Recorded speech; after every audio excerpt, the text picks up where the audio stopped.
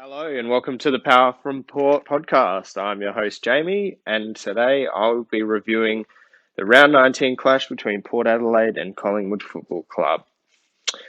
Okay, so great win from Port. Obviously, we ran away winners 14 goals 13-97, defeating Collingwood 10 goals 9-69.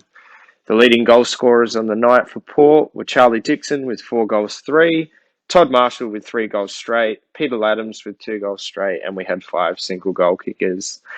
The major ball winners for the game were Willem Drew with 32 disposals, 17 contested, 9 kicks, 23 handballs, 5 tackles, and 8 clearances.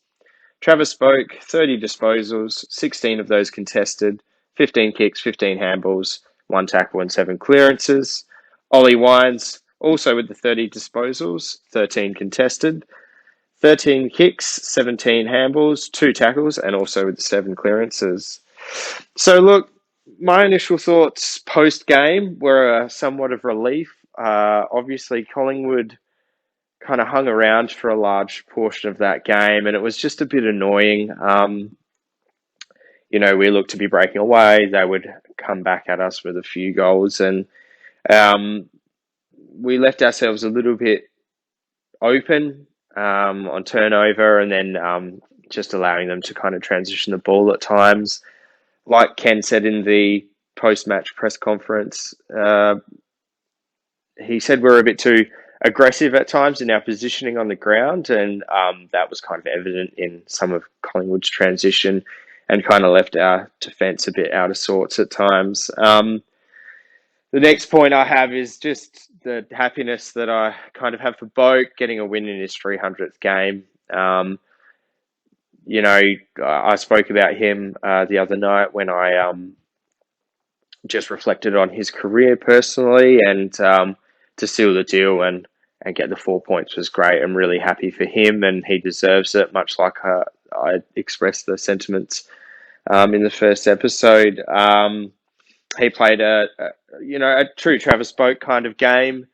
He didn't really light it up in terms of highlights or anything like that. Worked his way into the game and just, outworked the opposition. Like I said, finishing with the 30 disposals, half of them contested. So a true Travis Boak game. Quite disappointing to hear the flip-flopping with his family and his mum in particular. Obviously, the whole week was kind of a flip-flop for Port, and to hear that she was going to be able to go, and then the Victorian government and the AFL then at the last minute saying no. So a bit disappointing in that regard, knowing how important she is and his family are to him.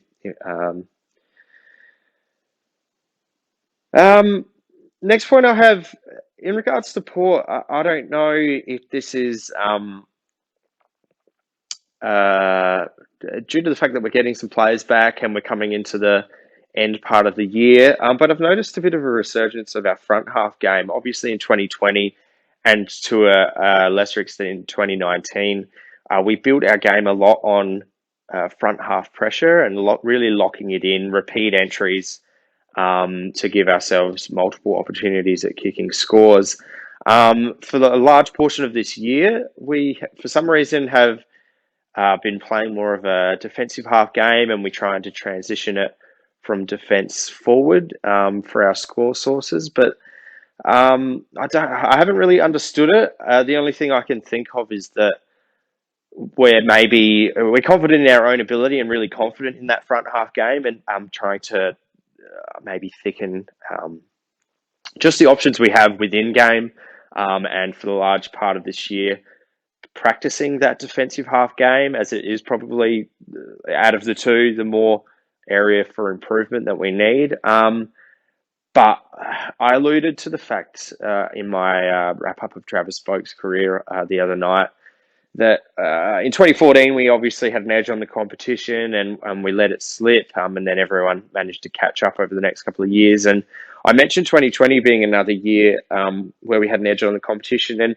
I didn't quite elaborate on that, but and because that edge is slightly different to the one we had in 2014, obviously being very fit, but in 2020 I think we really led the league with that front half pressure game. And so that kind of added to the confusion of why we would go away from it a bit, because I do think that we went away from our 2013 and 14 game plan after um, those 2 years and that loss in the preliminary in 2014. And I just I've been watching this year, kind of hoping that, we failed to get to the grand final playing that front half game. So for some reason, we're trying to change it. But I guess particularly in the game against St Kilda last round, when our troops were really down, it kind of felt like we went back to something that was really comfortable for us, and obviously on a good deck at Marvel.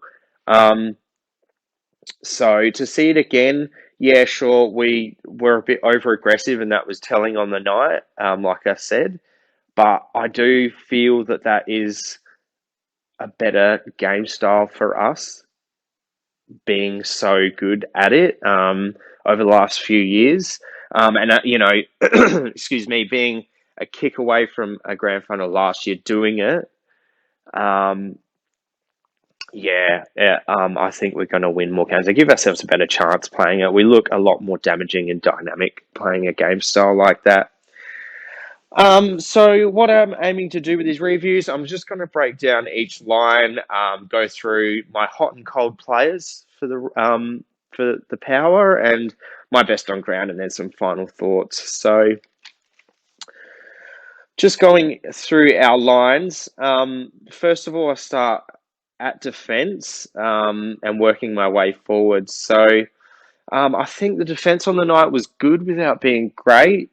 Like I said before, we looked a bit out of sorts at times, and our real lockdown defenders, I think, got showed up a little bit. Alir, in particular, I think he had a great first quarter. He was really kind of imposing himself on the game, and with Collingwood kind of putting us under pressure. But I think it was right at the end of the first quarter. He gave away a front on contact goal to Brodie Grundy, but in the process, Grundy gave him a nice knee in the midsection. I don't know how high or low he got him, but Alir looked in some serious pain after that. And it kind of, watching the rest of the game, I think he kind of fell out of it a little bit. He had some good moments and still racked up a good amount of intercept possessions, which we expect of him. But just lacked that imposing nature for the other 3 quarters past quarter time, in my opinion. Overall, though, we only conceded 10 goals, and if you put that on paper before the game, I think we'd take that. I think keeping aside to 10 goals, I think we're probably about a 14 or 15 goal team on the right day, and keeping a team to 10 goals, it was just a fashion in which they had looked at it, which was probably a bit annoying for most of us supporters. And in the end, we had more scoring shots than them anyway, and probably could have taken our own opportunities too. But 10 goals on the night, I'll probably take that. My last overall point was, I mentioned it before, we got caught out in the turnover, and that led to Collingwood having some ample opportunity marking it inside 50. They took 14 marks inside 50. So when I think the week before we were in single digits and the low single digits for opposition marks inside 50. So it's probably something to look at. Obviously, with our best 22 coming back onto the park, I do believe that it is the defence up the ground that has a certain factor in that. And of course, with turnover in particular, you're in an attacking position, an attacking frame of mind, and you can get caught out. I do expect us to look at that, and over the next month, football in the minor round, to lock that down. I've got kind of questions on the skipper, Tom Jonas, and then another person in the leadership group, Darcy Byrne-Jones. I think, just judging from social media throughout the year, Darcy Byrne-Jones has been brought up a lot by supporters. Personally, even going to the games and kind of still watching him off the ball, because when you watch it on TV, it doesn't give you the best perspective, as we all know. But yeah, he just he seems to be lacking a bit of a killer instinct for some reason. And I mean, we all remember his debut game, and it's that iconic image of him kicking the goal, I think it was, and having blood streaming down his face. And he had that kind of never give in attitude, and pretty much for the whole time he's played. Up until this year, something seems to be a little bit off. I don't know if maybe being put into the leadership group has kind of added an element of pressure that he's kind of second guessing, or questioning himself on game day, and the way he goes about it. But yeah, just some of his attack on the ball being one, but his disposal more than anything um, seems to be a little bit slow at times and telegraphed, where you can kind of tell what he's going to do, and the opposition can tell what he's going to do, and they tend to get a smother in, or he gets a tackle, or the game in particular against Melbourne, he seems to be getting the ball, second guessing himself, and then hand passing it to a person under pressure, which you'd probably prefer him just to take the territory, instead of trying to be overly flashy, or putting the pressure onto one of his teammates. So I think he's a bit lucky that we have had a lot of injuries this year. One interesting stat to come out of the telecast was that we've had 13 surgeries in season, which is amazing to think that we're still in the position that we're in after having so many surgeries like that. Excuse me.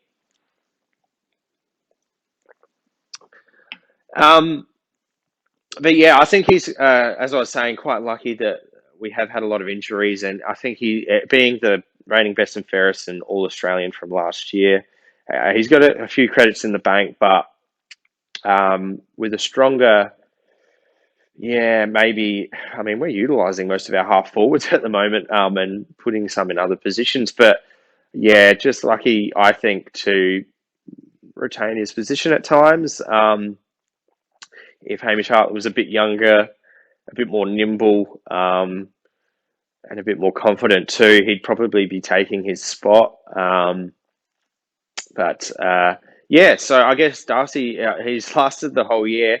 He just has to keep on keeping on for the rest of the year, in my opinion, and hopefully come finals, just with that kind of win or you go home attitude, lights a spark in him, because he's a great player, and a great second rung player. He probably pushed himself up into B plus A category last year, but when he's on, he's just a vital cog in our unit, definitely, and in our best 18 players.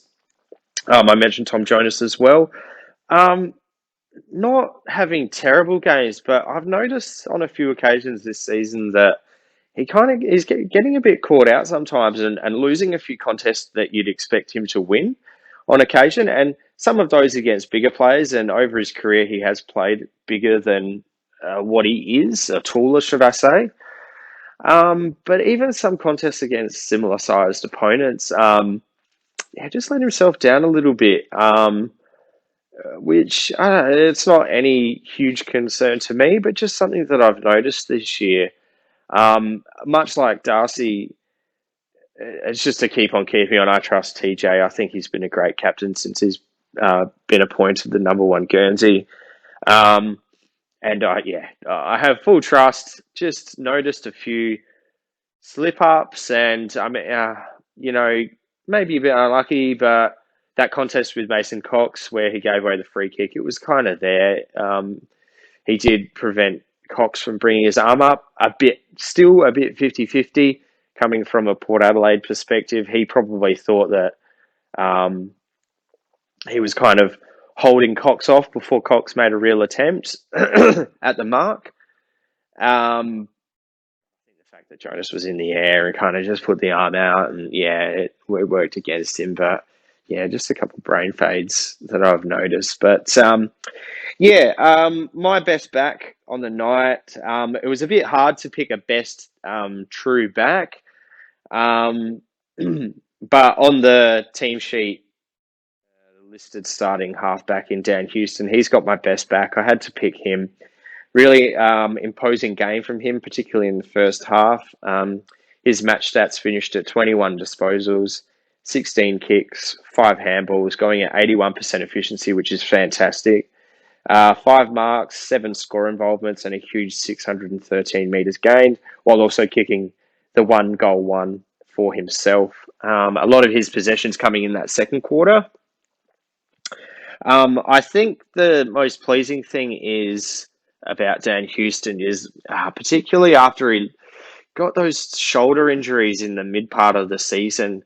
Even when he came back, he still looked sometimes like he was going at contests a bit half-hearted, and just kind of looking at him, you could kind of tell that the shoulder injuries were in the back of his mind, and maybe a bit cautious not to uh, repeat those injuries. But he seems to be a lot more confident. He got a lot of a freer role against Collingwood on Friday night, and he made them pay.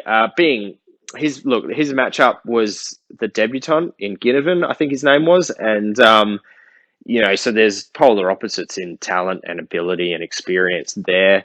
But like a good player should do, he put the kid to the sword and imposed himself as well as he could, which you would expect from Dan Houston with a month of the minor round to go.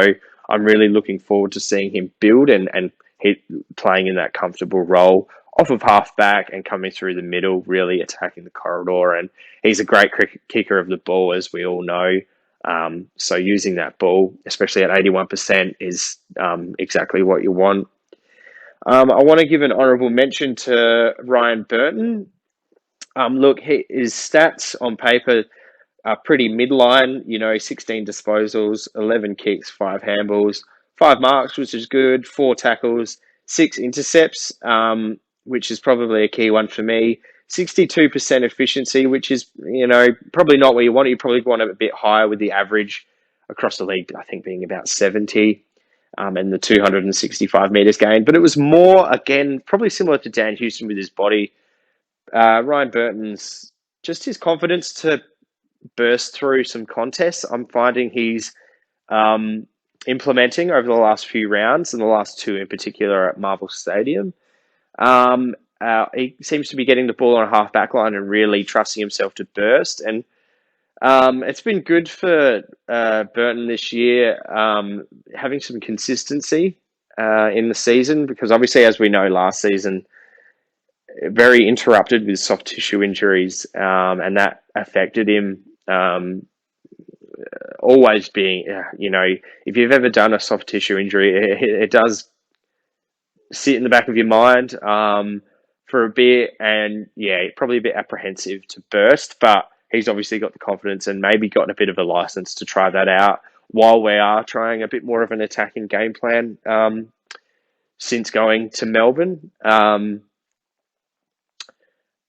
But I really hope that that's a sign of things to come, because the more X factor you have in your game, the more pieces you can lean on when the competition is so even, and in those games in finals when you need that X factor or those X factor moments. And his is definitely his burst speed. And then when he's on, 62% probably doesn't reflect it properly, but when he's on, he has really good disposal, and can just put that ball on a string and lace his teammates out quite effectively. So, honourable mention for him. Just some ominous signs going forward. So the midfield line, again, I think they were good without being great. You could tell that Collingwood wanted to put a lot of attention into Ollie Wines and Travis Boak, and why wouldn't you? They're both having great years. Ollie Wines obviously up there in Brownlow contention. I think, that kind of threw the balance, and we had to make some adjustments as the game went on. But even in saying that, those 2 guys in particular, they had great second halves and worked their way back into it. And then with Dersma coming back on one wing, he obviously his first game back, we don't expect a lot. So there was some opportunities for Collingwood kind of to, just work through us a little bit. I thought our midfield worked hard all day, and was probably our second best line, to be honest, out of 3. So not yeah, not terrible, but yeah, good enough to beat the opposition in the end, in my opinion. You know, we won clearances overall on the night. Most of those coming from stoppage, actually, a lot of those, 28 to 19 in the stoppage clearances. And it was in the centre where Collingwood got on top, us going down 11 to 13 centre clearances. So that's probably more where I'm coming from. We did, however, win the hitouts. So Scott Lysette, I thought, competed all right. Brody had his measure for most of the game, but I think Scott finished better, and obviously having a little bit of support by Peter Adams helps. We won the hitouts 34 to 27.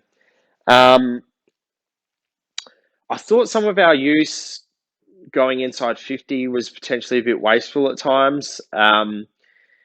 We smashed them in the inside 50s, 58 to 39, but I felt at times we just kind of bombed it in. And yeah, I guess we're not really, it's no real surprise.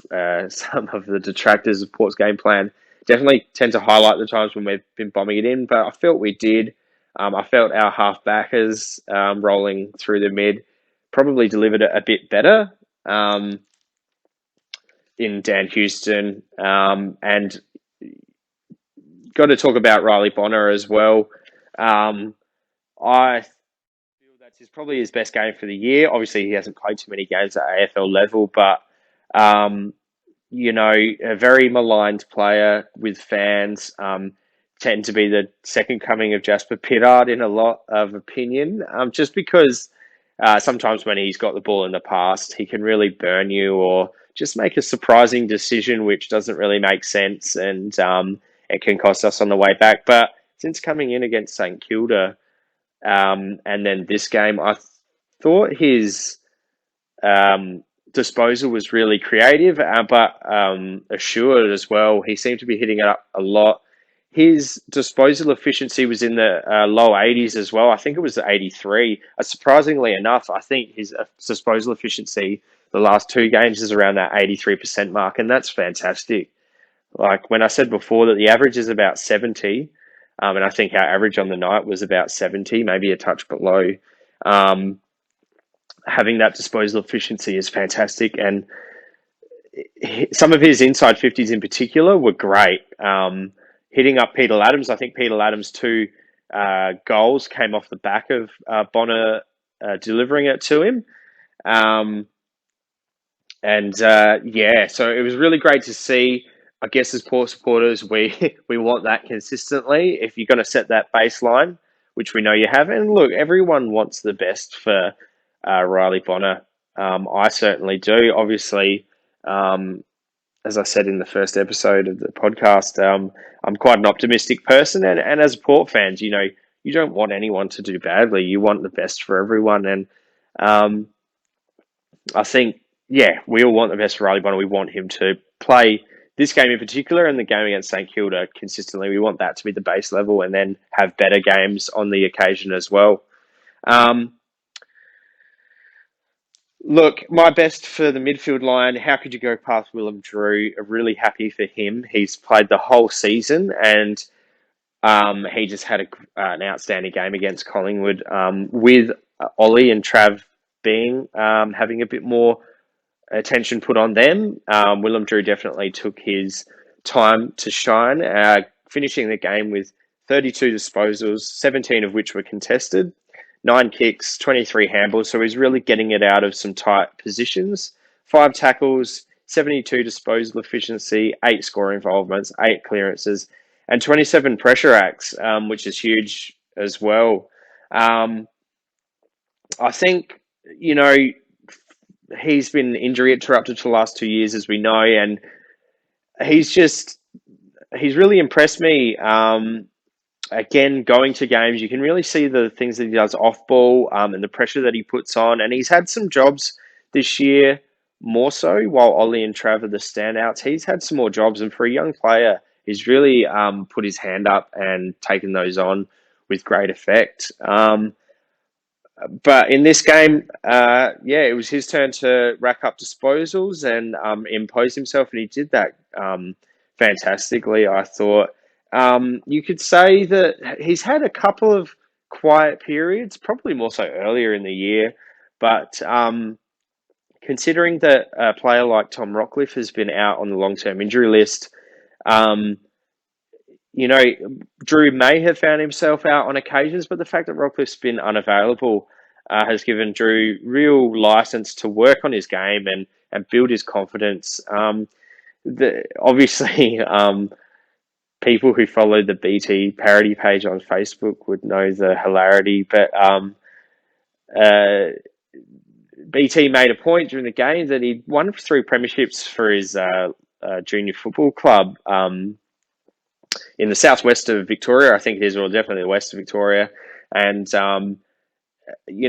but playing a lot of football as a youngster in a senior team, but as well as that, getting success, I'm sure that would have factored in us drafting him, because having finals experience, particularly at AFL level, is just vital. But then as a young player, to be in that kind of environment um, against men, knowing what it takes to be successful, no matter what the um, level of football it is, it's very important. And it's really impressed me this year.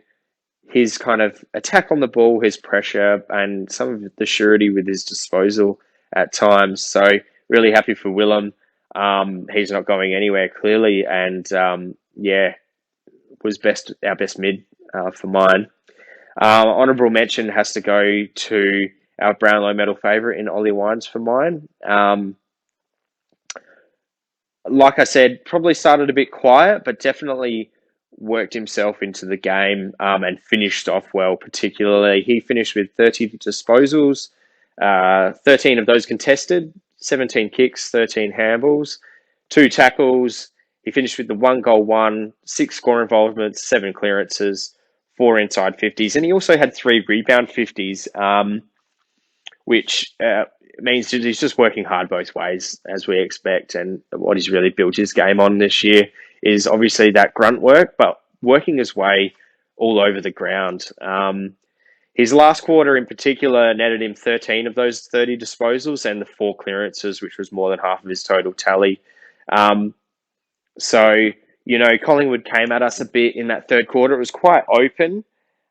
We did end up winning the quarter, but so in that fourth quarter, we needed to get the job done for Trav in his 300s, and Ollie in particular really stood up. And I think it was in that fourth quarter, just a great Ollie moment. I think he was on the half-back line, and he got the ball, and he was under pressure. I think a player from Collingwood, they tried to bring him to ground, and he does not look phased at all.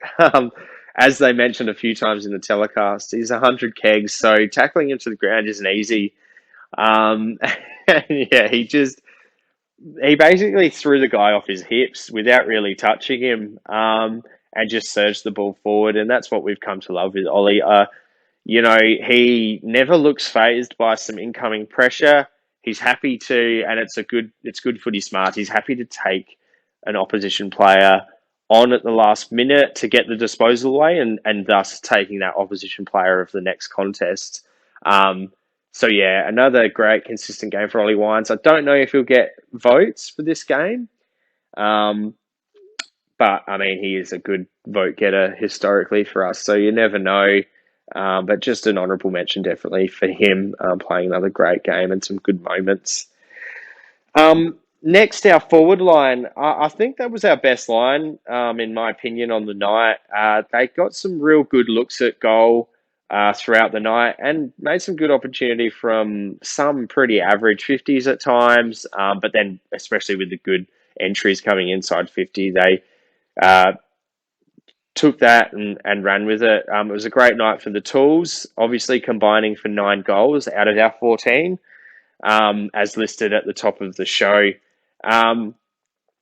Which is great because it means that, defenses are really going to have to think about how they set up and it makes us keep people accountable one-on-one, which is much better than the opposite, which is the usual Charlie getting 3 or 4 players all towards him. I mentioned Riley Bonner before. Another maligned player, as we all know, is Todd Marshall. He really stood up today. And look, I've heard a bit. Um, I mean, you don't have to look far to hear feedback on Todd Marshall, even especially after a win, usually. Um, but I did, uh, with second tier football still going at the time, I thought with Peter Laddams coming back and us needing a second ruck, I did feel, or Pete offering a second option as the second ruck, I did feel that Todd was in danger of getting dropped, or he probably should have just went back and got into some form at SNFL. But as we know, Ken has full faith in him, and I do agree that he can be unfairly criticised, but also important to our makeup when he is on. But yeah, I don't think.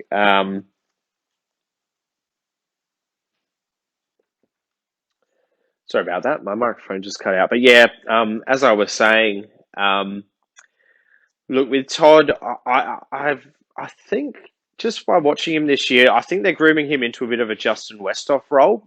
With Westy retiring at the end of last year, it's again something that can set us apart if we have someone like that, because that Justin Westhoff role was quite a hybrid. It gave us another edge that we could lean on against good teams and things like that, which are only separated by the barest of margins usually. Um, so it's funny. I remember in Justin Westhoff's younger days, he was maligned much the same as Todd Marshall is. Obviously, Westy kicking 40 goals in his first year probably set the bar high.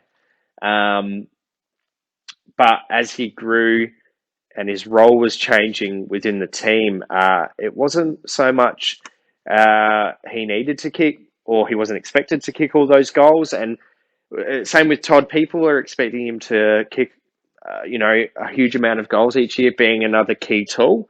But I do feel he's being groomed into a mobile player.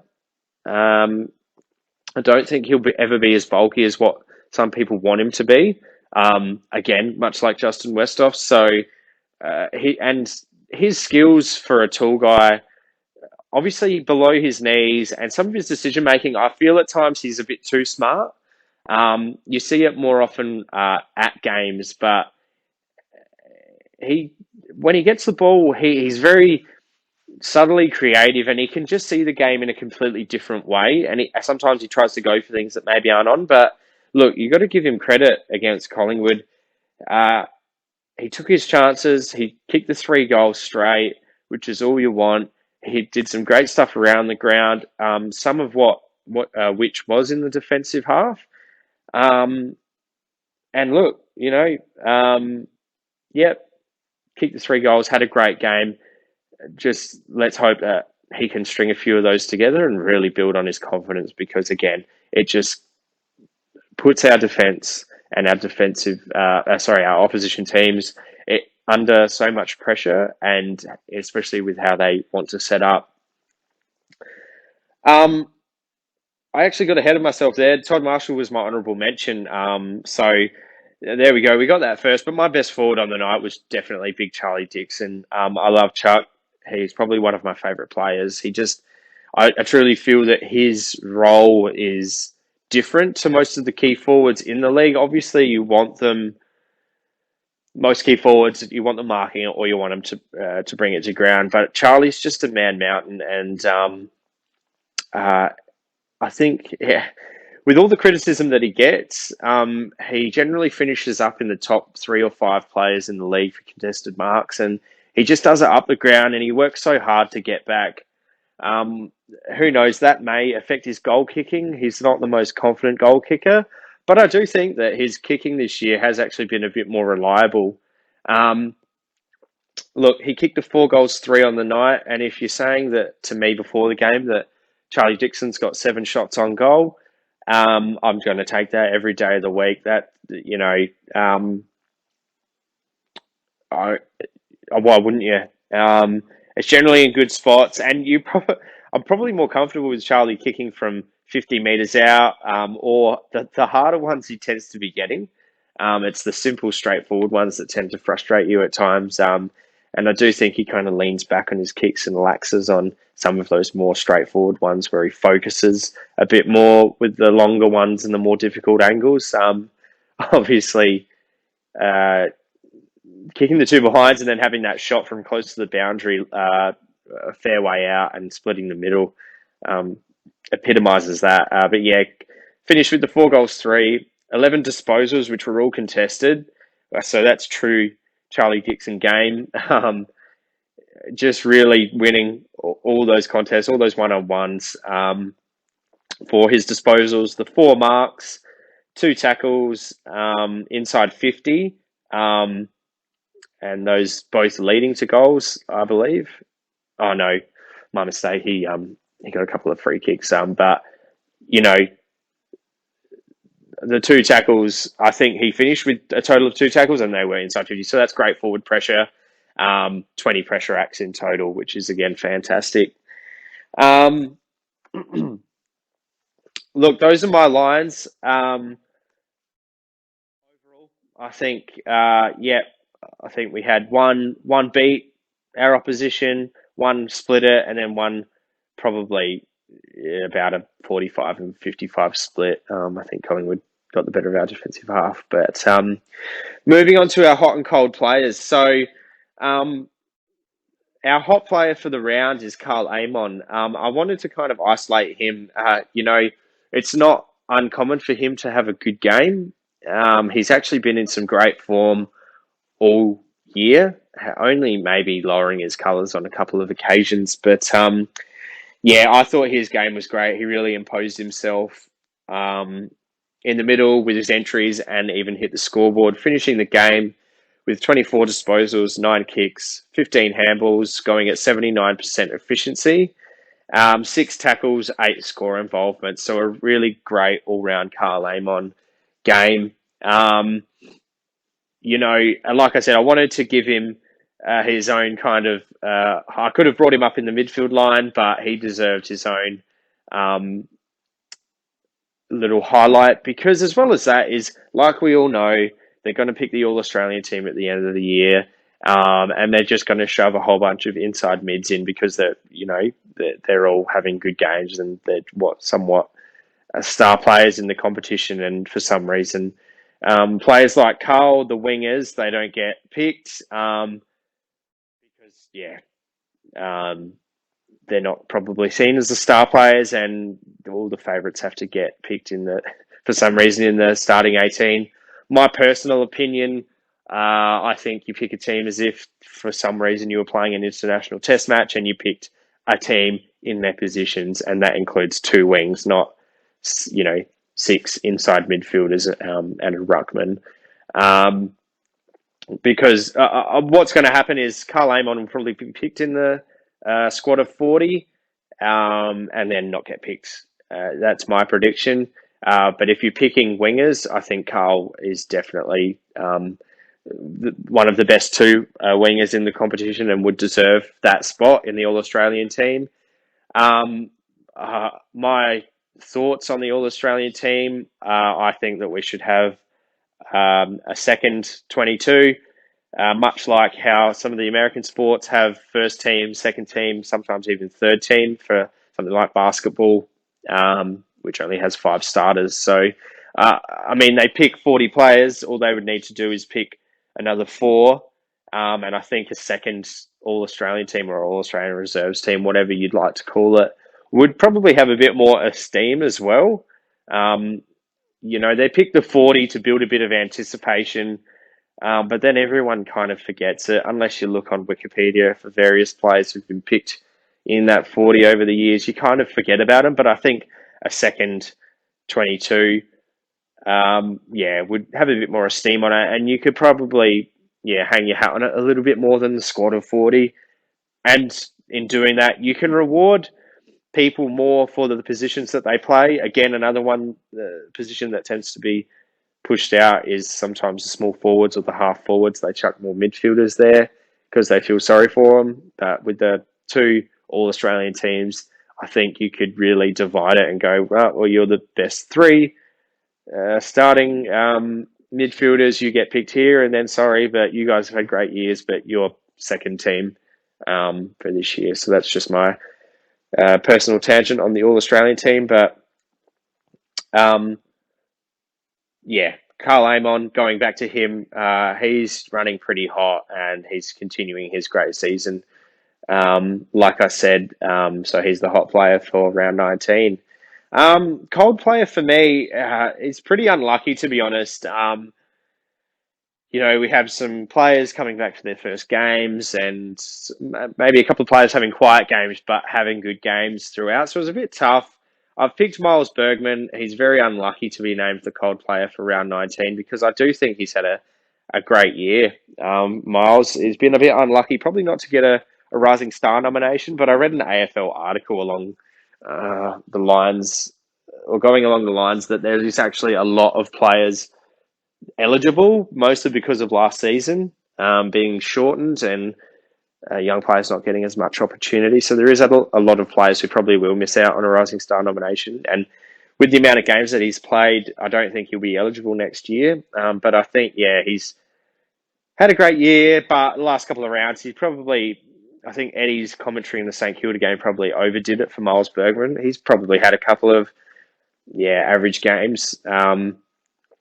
I don't expect him to be dropped or anything like that. I still think he's in our best 22 at the moment. With some players due to come back in a couple of weeks' time, it may be interesting. But he finished with the 8 disposals, 5 kicks, 3 handballs, 4 marks, 3 tackles, going at 75%. So that's actually pretty good. 147 metres gained, which is probably on the lower end of what you would want. So, there are some small moments, but I had to pick someone, and he's probably one. Again, a bit unlucky. He definitely marked that ball deep in the forward line.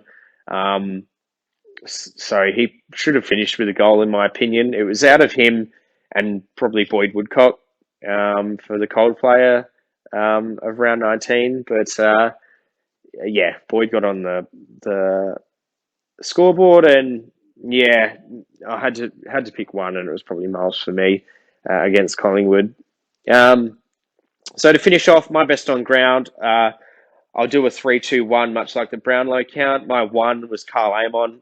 As I said, he's having a great season, and he proved a difference on many occasions. Obviously, I forgot to mention before, but that goal he kicked to sell a couple of guys some candy, great goal, true highlight. And he's kind of, now that he's built a bit of confidence in his game and his self, he seems to be toying with some players sometimes. I do think he can, on occasion, try and bite off a bit more than he can chew when the opposition want to go for his hips and not get fooled by the ball movement. But that was a great goal and a true highlight of the game, which will get spoken about most of the week, I'm sure.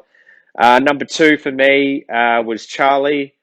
Again, 7 shots on goal, a real imposing game. And I forgot to mention before that I think he had the measure on Roughead. A lot of commentary on Roughead being a bit unlucky, but to be honest, I think those free kicks were a bit 50-50. Maybe Charlie was a bit lucky, but Charlie needs a bit of luck. He's usually getting pushed out of contests, being held high, his arms being held. So it's time for the luck to go his way sometimes. And they're pushing the back to Roughead. Roughead had already jumped, and I feel more he flopped when he felt contact, like threw his arms back a little bit because he was out of position. And Charlie was more or less holding him at bay. You're allowed to do that now. I remember they changed the rules to hands in the back, but they've changed that back to push in the back, and I don't think it was a true push.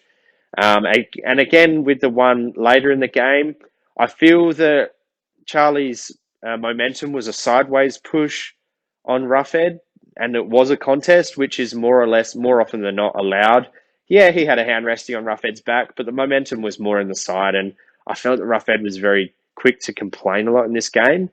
And looking back on our previous game against Collingwood, I think Roughead had the measure on Charlie and played a good game, but Charlie won that battle for me quite convincingly. Had a great game. My best on ground was Willem Drew, like I said, fantastic game. Um, he stood out.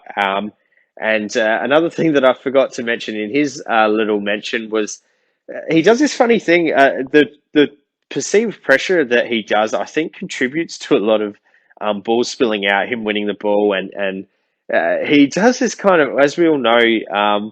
There's the wingspan reference in terms of defense or shepherding. But he does this bit of it's like a wingspan tackle. It's the way he kind of applies pressure before he gets close to it. It's a bit basketball like, where when you're setting a zone, you keep your arms out to kind of block vision. But I've just noticed in some of his attacks on the opposition, he kind of runs in with his arms out, ready to bear hug the opposition player with the ball. And again, I think that doubling as a bit of blocking off of vision for the opposition player looking for a handoff. Um, yeah, it's just great. He had a great game, real standout. Really happy for him, and he got the best on ground for me. So my final thoughts for the game. Uh, I had in my notes here the Three Musketeers, which I think I don't really have to elaborate. Rosie Dersma and Zach Butters all coming back in at the same time after, for the first time since they've been drafted last round, not playing in the game, in the team. But they came back. I thought initially my best out of the three was Rosie. I think that he was good for the rest. He was attacking the ball hard and keeping the ball alive a lot and keeping his balance, which was a criticism of him early in the season. But I felt he impacted more when the ball was in dispute. And that goal that he kicked, it just shows how much confidence he has in his own ability. And the true talent of the kid, like kicking around the corner while Maynard was distracted on the mark. He has done that a few times. It's quite cheeky, but he backs himself, and more often than not, he kicks that goal. Um, Dersma on the night, I thought it looked a bit evident that he was coming up another level from the SANFL. Obviously, playing a couple of games there and playing some really good games, particularly in the second one for the Magpies. Um, he got enough of the ball, but on a few occasions I felt that his possession was a bit off, uh, giving off to teammates, handballing beside them, or putting them under pressure. That was my initial instinct. I rewatched the game, and he actually played a lot better than I thought in typical Xavier Dersma fashion, running up and back and up and back consistently and getting to multiple contests. And I looked, and he actually finished with about 75% disposal efficiency. So yeah, not too bad in reflection. And Butters looks probably the quieter out of the three. Didn't have a terrible game, and did some creative things. Probably should have had a goal too to his name. Um, but yeah, probably better for the run, but we'll build into the end of the season. My potential changes coming into the next round, I'll probably go over them a bit more when I do my preview later in the week. Look, to be honest, with Orazio and Robbie still being, uh, you know, uncertain, 1 to 2 weeks, I think was the latest we heard. If they're not pushing for selection, I can see us going unchanged against the Giants. You know, don't know where it's going to be played, but I think either at Marvel or Metricon, you'd probably bank on some pretty good weather at Metricon. And being tall, I don't think is too much of an issue at those two grounds, because when it's dry, we're surging and giving our tools opportunities to market. So I don't think it's affecting our speed, and some of our tools do play good football around the ground, and are fairly nimble and quick for their size. So yeah, if say Orazio or Robbie for that matter are okay to come back next round, I probably see Boyd Woodcock falling out for one of those two.